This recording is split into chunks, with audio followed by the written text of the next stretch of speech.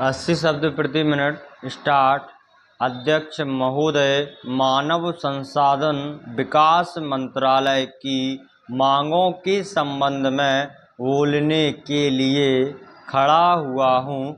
शिक्षा की पद्धति के बारे में, उसमें परिवर्तन लाने के बारे में, इस क्षेत्र में हमें जो असफलता हाथ लगी है उसके बारे में अभी मेरे मित्र ने बहुत कुछ कहा है। दुर्भाग्य की बात यह है कि देश में सभी लोग यह मानते हैं कि शिक्षा में प्रगति नहीं हुई है।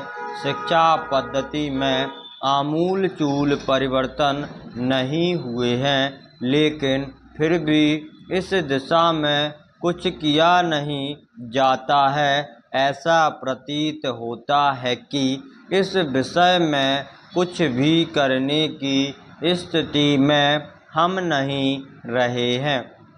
स्थिति ज्यों की त्यों चली आ रही है। इतना होने पर भी शिक्षा की मद पर होने वाला जो खर्च है और जो उसके लिए धनराशि आवंटित की गई है वह भी बहुत थोड़ी है।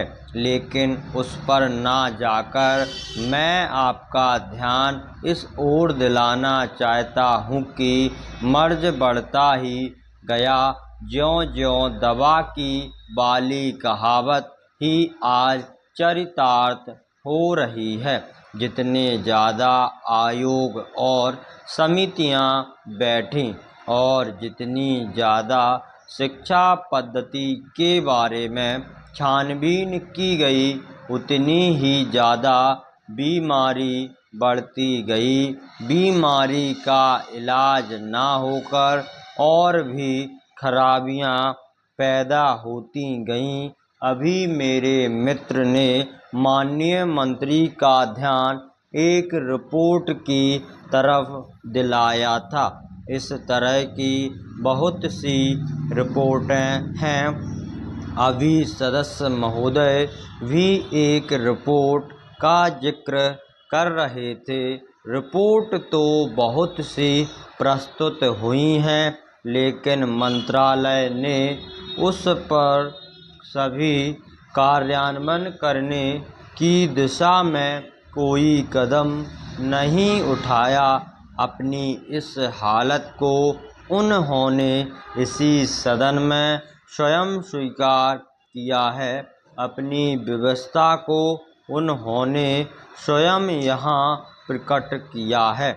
इस विषय पर और अधिक ना कहकर मैं आज के दिन मानव संसाधन विकास मंत्रालय का ध्यान दो विशेष विषयों की तरफ दिलाना चाहता हूँ।